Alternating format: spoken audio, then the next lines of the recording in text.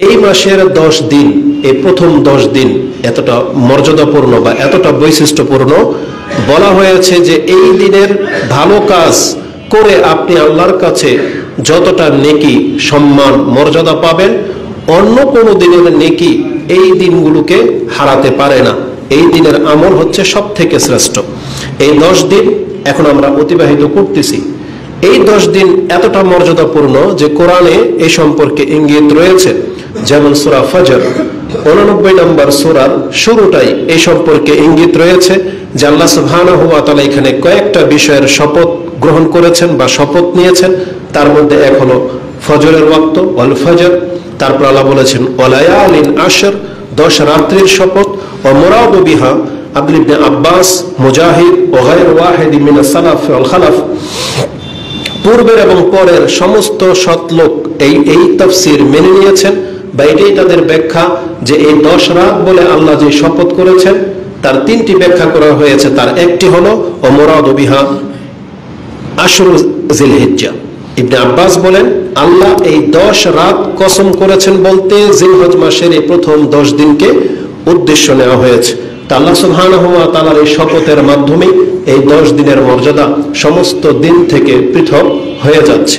উপরন্তু রাসূলুল্লাহ সাল্লাল্লাহু আলাইহি ওয়াসাল্লাম থেকে আমরা সেই হাদিস জেনেছি যে রাসূল বলেছেন মা মিন আইয়ামিন আল আমালু সালিহু ফিহিন্না বা ফিহা আহাব্বু ইলাল্লাহি আযজা ওয়া জাল্লা মিন হাযিহিল আইয়াম। আরেকটা বর্ণনা আসছে মাল আমালু ফি আইয়ামিল আফদালু মিনহা, এমন কোন দিনের সৎ কাজ উত্তম হতে পারে না এই হজের 10 দিনে করা ইবাদতকে হার মানাতে পারে। বরং আল্লাহ সুবহানাহু ওয়া তাআলার কাছে পছন্দনীয় হলো এই 10 দিনের ইবাদত।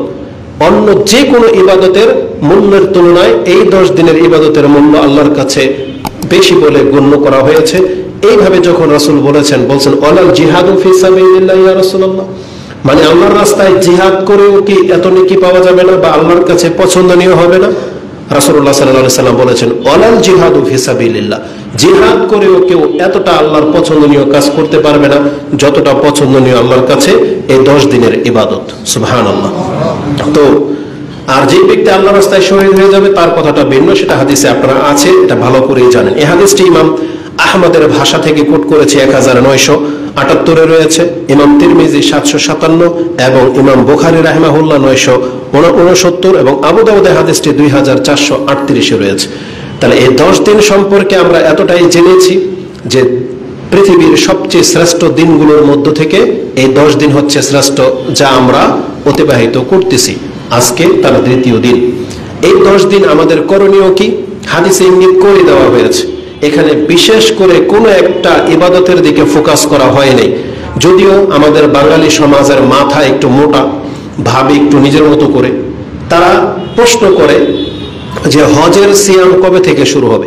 মহিলাদের এটা কমন প্রশ্ন যে হজের সিয়াম কবে। হজের কোনো সিয়াম নাই। মূলত হজের সিয়াম হলো হাজিদের জন্য, যারা কুরবানি করতে পারবে না, যারা ত্রুটি করবে, তাদের ফিদিয়া দেওয়ার ক্ষমতা যাদের নাই, তাদের জন্য বিশেষভাবে সিয়ামের কথা আছে। 3টা সেখানে রেখে আসবে, আর বাকি 7টা তার দেশে এসে ফিরে আসবে। ওটা তো হজের সিয়াম। কিন্তু হজের সিয়াম বলে কোনো সিয়াম নেই। আমাদের সব কাজ হিসাবে নফল সিয়াম প্রাধান্য পেতে পারে। যেমন প্রাধান্য পাবে নফল সালাত, তেমনি প্রাধান্য পাবে দান সাদাকা, তেমন প্রাধান্য পাবে নফল সিয়াম, তেমন প্রাধান্য পাবে কোরআন তেলাওয়াত এবং জিকির আজকার।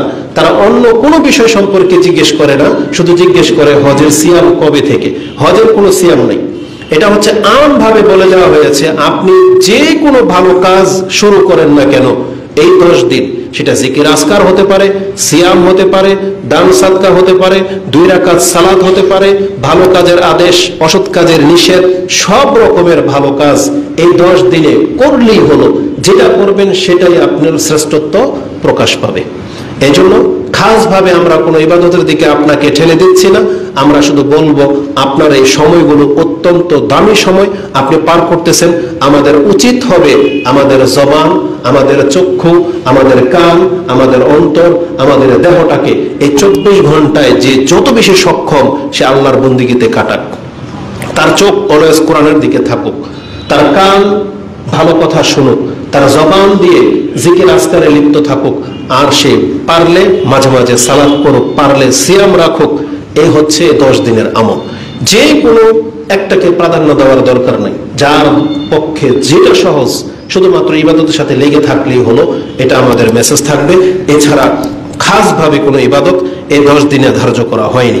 পারলে আপনি সিয়াম রাখেন, বেটার, সালাত পড়েন, এইভাবে এই আমলগুলো দিয়ে আপনি 10 দিন অতিবাহিত করবেন।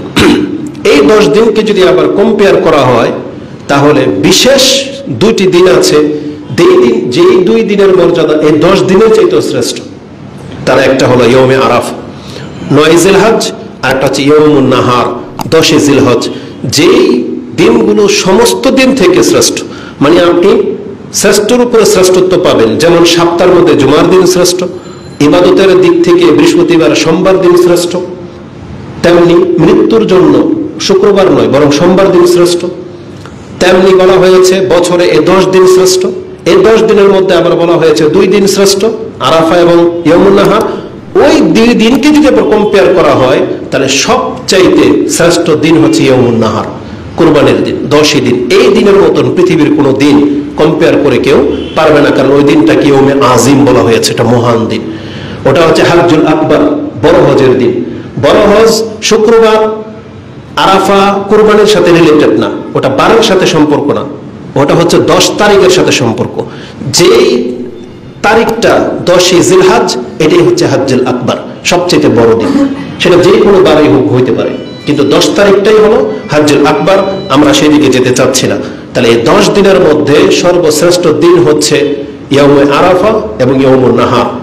আমরা আজকে আলোচনা করার মতো ইয়মে আরাফাটা নিয়ে নিচ্ছি, কারণ 10 তারিখ নিয়ে কথা বলার মতো আরেকটা খুতবা আমরা পাবো।